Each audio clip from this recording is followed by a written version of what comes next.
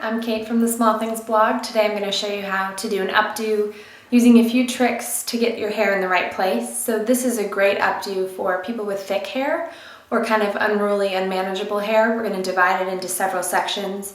So there's a lot of like preemptive steps to get a very simple looking, almost like you spent no time on it type of updo at the end. So it's always best to curl your hair if you have naturally straight hair with a curling iron before you begin an updo, just because the texture of it typically works a little bit better. You can, of course, try this on straight hair. You're going to get a different effect. It's going to be a little bit more difficult to work with, so I'd highly recommend curling your hair. And if you've naturally curly hair, maybe you can just sort of curl a few of the top sections and around the face to freshen them up, but just work with your natural texture if you've got natural curl in it already. So we're going to take a few sections of the hair and divide them off. So if you have any duckbill clips, those would be great to have. Okay, so duckbill clips are just long clips to section off the hair. So we're going to section off, pretty much put your fingers kind of in the center of your head here and section off this very top crown section. We're just going to pin that out of the way. The duckbill clips hold the hair flat and don't give any creases in it like a jaw clip would. Okay, so then leave out a section in front of your ear like usual. Grab a clear elastic. You'll need 3 of these. And we're going to end up dividing this section around the bottom into 3. So it'll be 1 outer corner, 1 center section, and then 1 side section. So we're just putting this guy in a little ponytail right around the bottom. Doesn't have to be very tight to your head, okay? And we'll do the same thing with the middle and the same thing on the other side. They don't have to be perfect, so don't worry about that.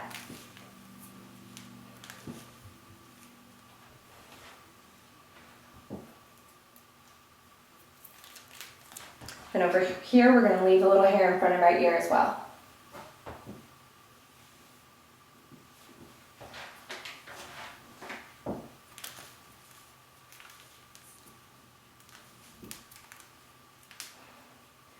So I typically don't need to do this to my hair because it's a good texture or thickness for most updos.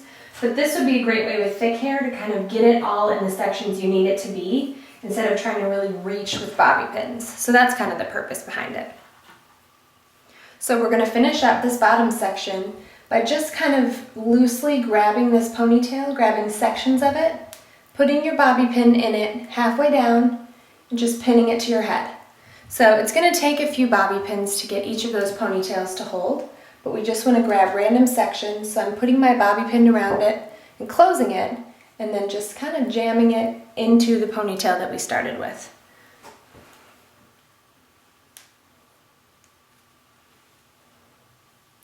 Do that until you get most of the hair tucked in place. So there's no rhyme or reason, it's just kind of randomly going in there.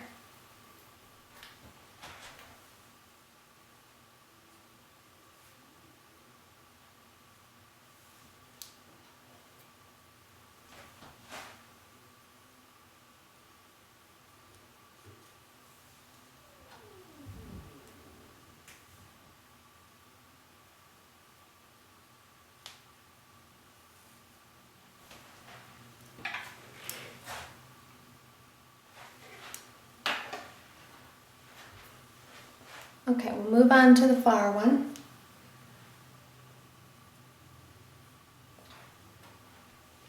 So you notice I'm not even really looking, so when you're doing it, just kind of do it by feel. Just stick the bobby pins right into the section that you're working with.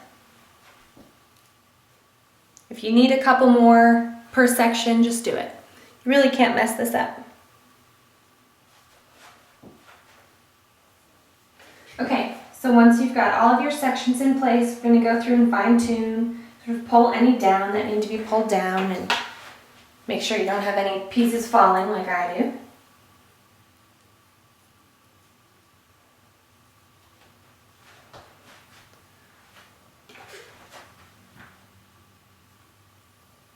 one more little guy hanging out.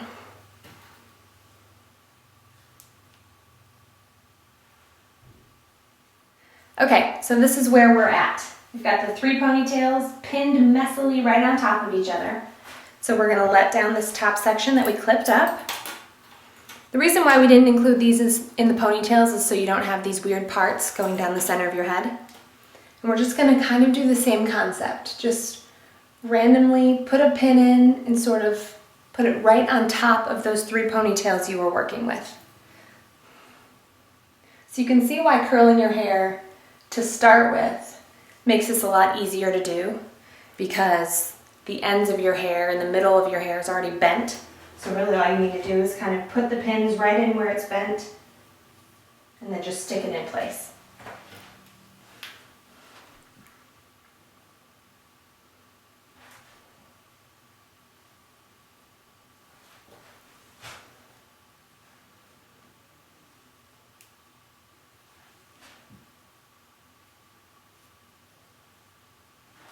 Okay, so we've got the top section pinned, and now you can see we have all these long hairs sort of hanging on top.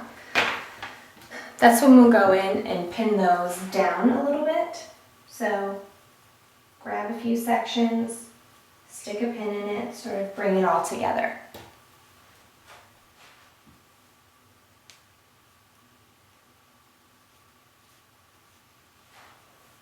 Okay, let's see if that helped. Great.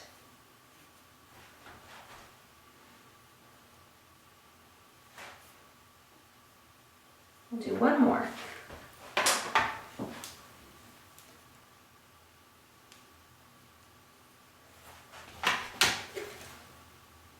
Great. We'll deal with this guy at the end. Okay, so we've got the back taken care of. Now we're going to work on the sides. Same exact concept around the front that we did in the back.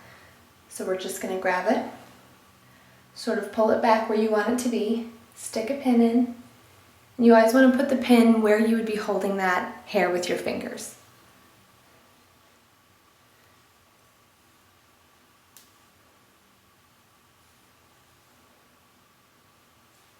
So that looks good right there. I like to cover a little bit of my ear, but not all of it. And then these ends will need to be tucked.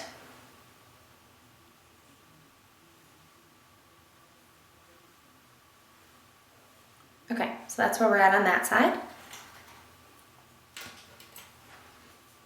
So you can see I don't even have thick hair, but you can see the amount of bobby pins I'm using. So if you have thick hair, you'll need more than me, usually, but it'll just be a lot easier to manage since we've broken it down into so many sections, but no one will see any of the sections you took once your hair's up.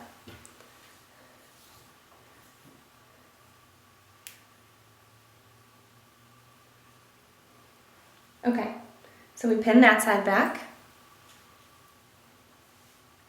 Gotta get those ends in.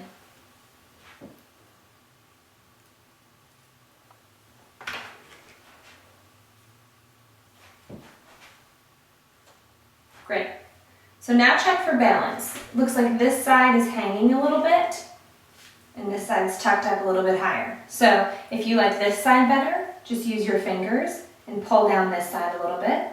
If you like this side better, take 2 pins, just tuck those ends right under, and that'll take care of it. So I prefer my right side, so we're going to do that. So you can kind of see these 2 loops hanging back here. So we're just going to open up a pin, jam it in there. It doesn't matter which way, zigzag or flat side, because it's just going into sort of the mess of bobby pins that you already have. So you're just working for, or looking for, hold. Okay, let's see if that balanced it out. Much better down there. Okay, so I have a little bit of side bang, so I left that out. I might end up pinning this hair back if I feel like it, and we'll lift and get a little bit of volume around the top with a little hairspray.